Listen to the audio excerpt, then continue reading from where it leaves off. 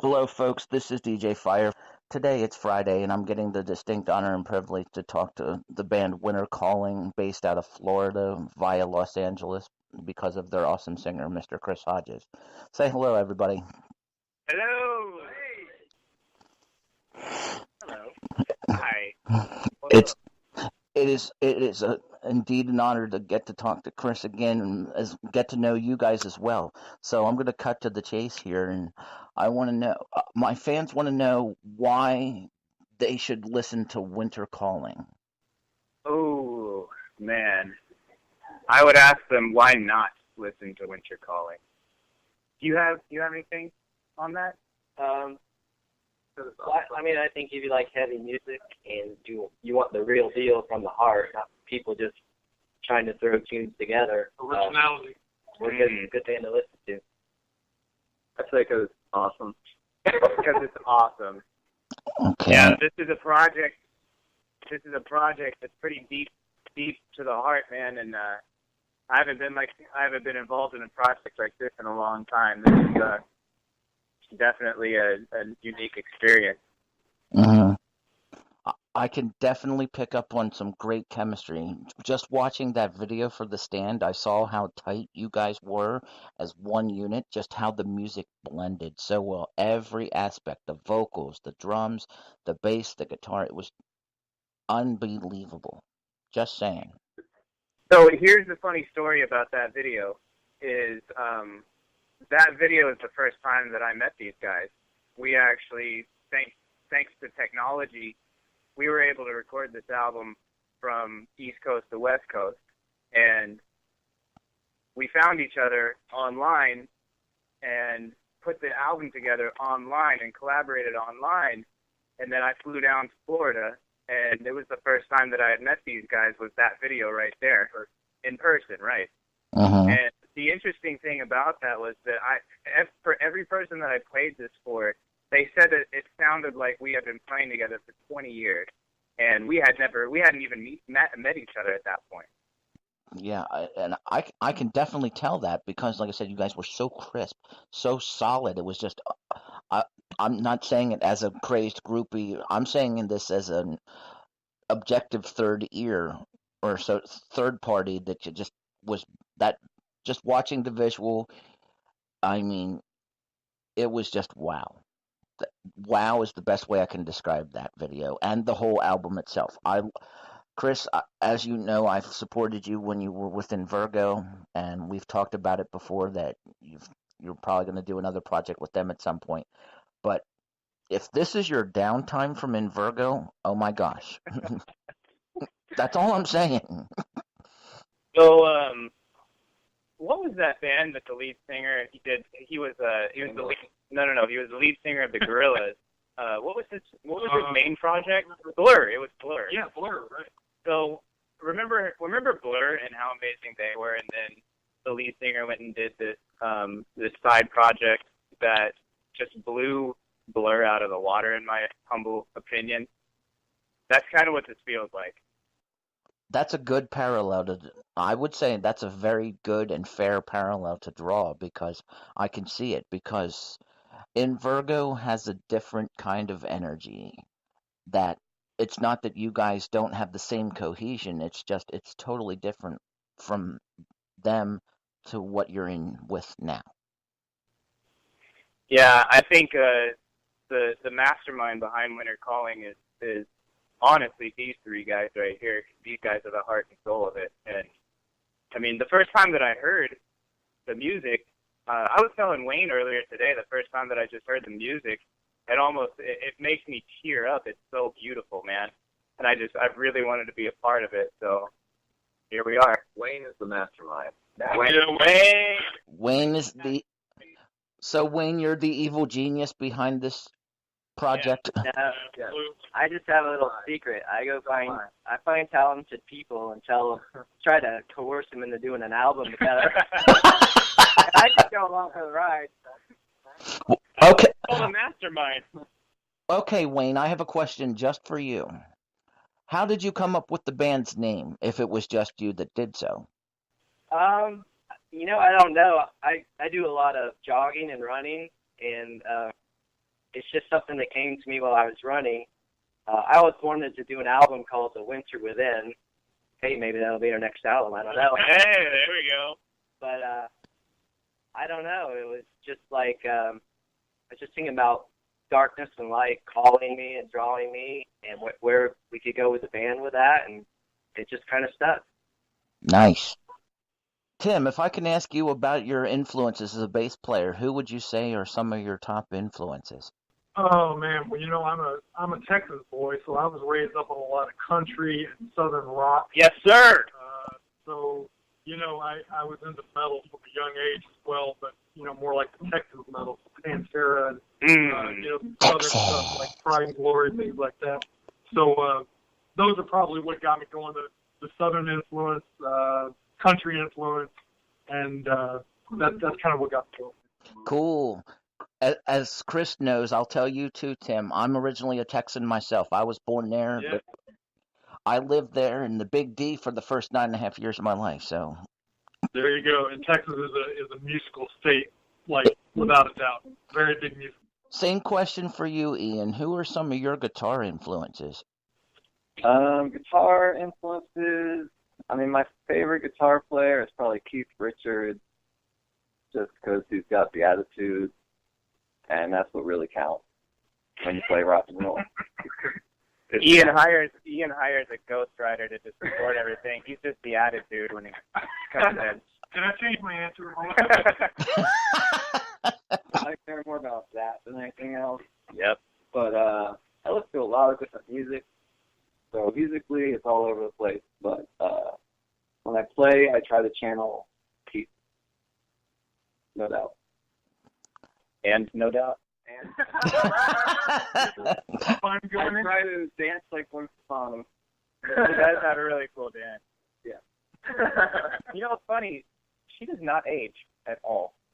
Oh yeah. Dude, you know what makes me mad though? Gwen Stefani, when she's on that show where she's where she's judging the singers, she does not look like Gwen Stefani when she's on that. She's like, I'm like, put on your boots, put on your red lipstick. What's going on here? She does not look. She has to go mainstream. She has to go mainstream because it's NBC, right? Is that NBC? Oh God. Hey, Yeah. Wayne. What's going on? What? If you had to name influences for yourself, who are some of yours? Who, me? Wayne. I know your influences, Chris. Yeah. Oh. You know me, dude. We don't even need to talk. I kind of come from two areas. When I was younger, I was really into film scoring, classical music. So I listened to a lot of film scores. And on the other side, I was a big Black Sabbath, Dio, in that vein type of thing. So in my little head, somehow I try to bring those worlds together. But you might be asking about drums, actually. Oh, crap. None of that had anything to do with drums. Hey, that's okay. That's okay. That's okay. Dude, every drummer I see, I pretty much love. I mean, when you're seeing drummers at the level where we get to see them nationally, they're all so talented. I love drums. I love drummers. I love them all. I love watching them, and I pretty much learn from everybody. Mm-hmm. Mr. Hodges, my question for you is this. Do you think this project challenged you to step up your game as opposed to what you did within Virgo? So, this is what I did for this album. Once I heard the music, I sat back and I tried to figure the subject matter on what this should be. And as soon as I found the subject matter, this is a concept album of sorts. And I'm not going to tell you or anybody what the concept is because I want people to figure it out. But it kind of started just writing itself. And what I did vocally, I was telling my wife before I even started working on it. I told her, I said, I want to see how many different sounds and voices can actually come out of me. And so each song I try to do something different that I've never done before. In addition to that, I did a lot of research and study for this album on what we wanted it to be about. And so as far as challenges, I would say the challenge was to step outside of my own box vocally and challenge my vocal cords, man, challenge my attitude, challenge my demeanor. And, you know, with Invergo is amazing. We try to write a lot of mainstream arena rock, and it's great. But with this, I got to go a lot deeper than mainstream arena rock.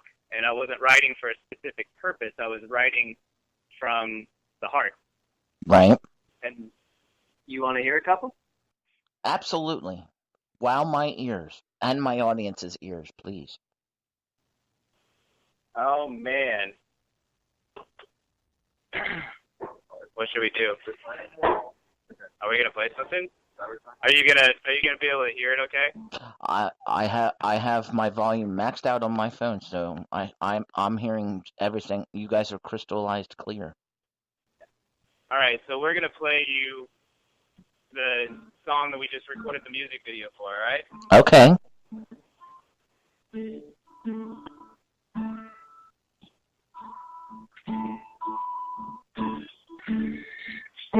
Just now, quiet now. Look for signs to leave behind. I know it's something you do. I know you torture me too. It's like forever never feels like she died. It's not surprising that she came over and I sent your name. It's a bullshit game that we can play. I won't whitewash for the fame till the poison hits the veins. I am so sick, selfish, follow me. Now, like whoever kills me, like my memory hurts me. Lately I've been furious of you. I can see you through me. Oh, familiar and trusting. Keep me away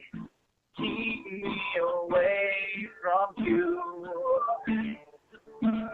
It's not surprising that you came over and I sent your name.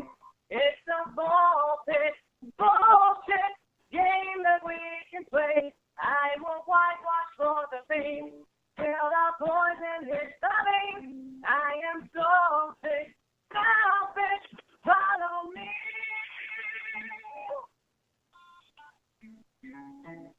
Oh, follow me down, till we hit the ground, we hit the ground.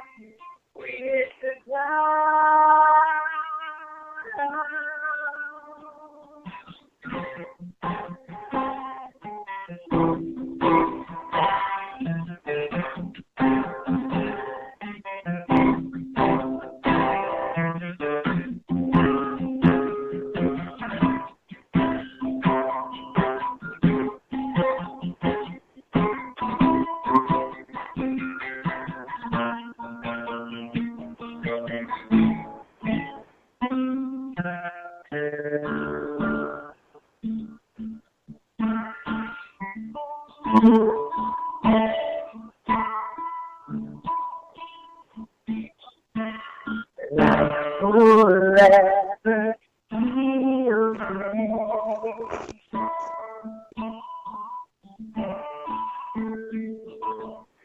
like my memory serves me.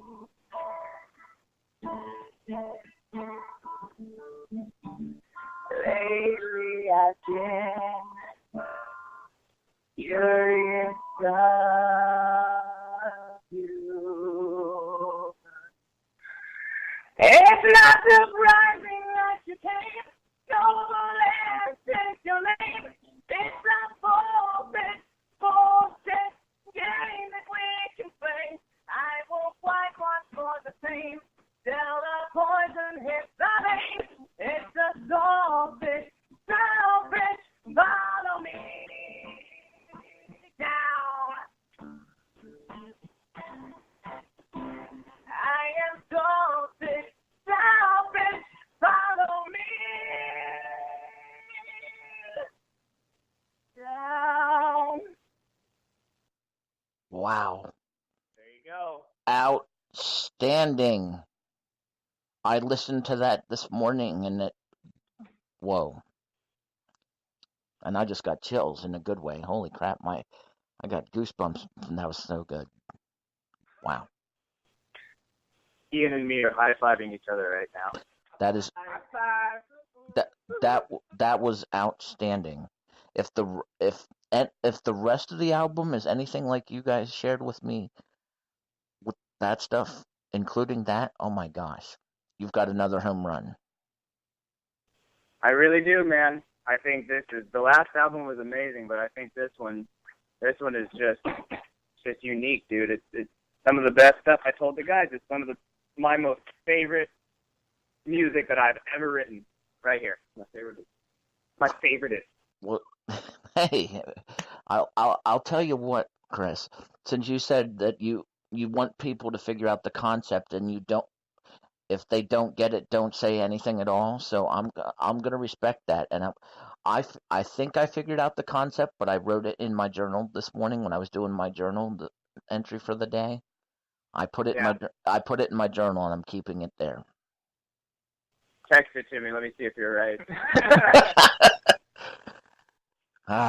Okay. One of I have a couple more questions, but they're going to be very simple questions. When you guys aren't jamming together, what do you guys do for fun? What do we do for fun? Fun? Yeah.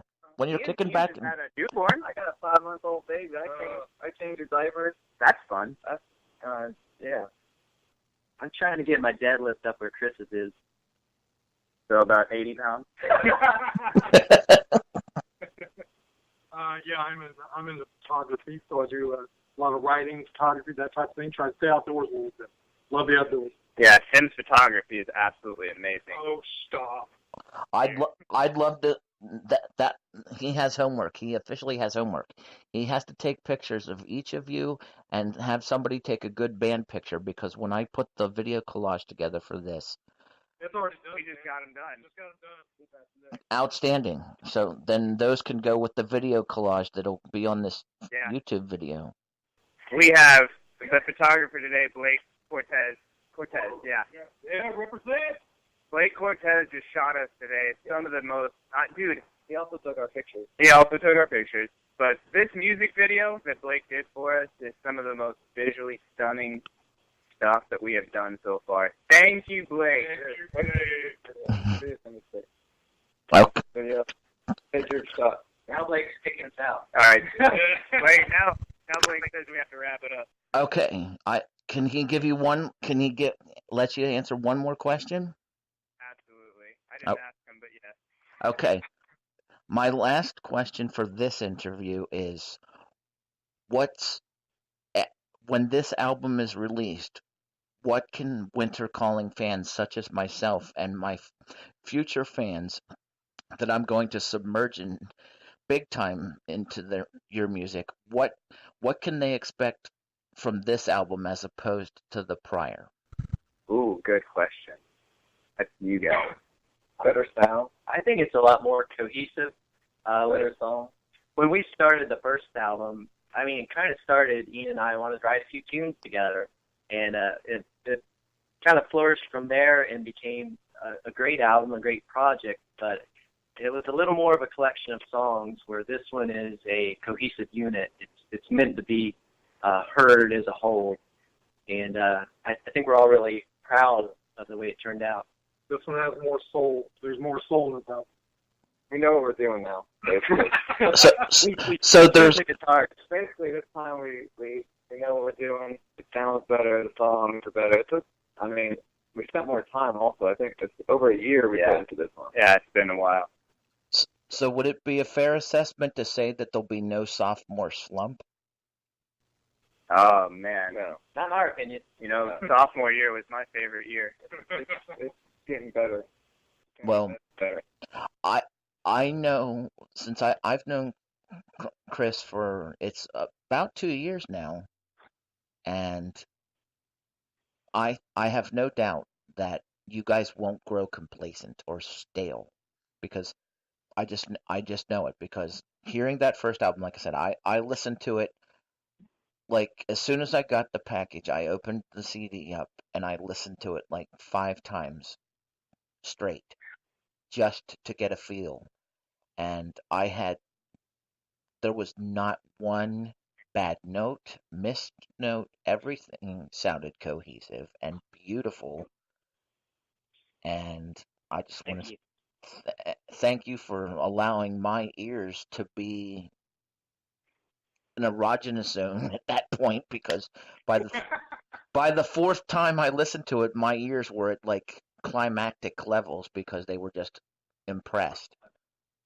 Honestly, like it shows like your radio show and what the Rock Asylum actually does for music, man. Like we talked about this in fact, I think we talk about this every time about the state of music.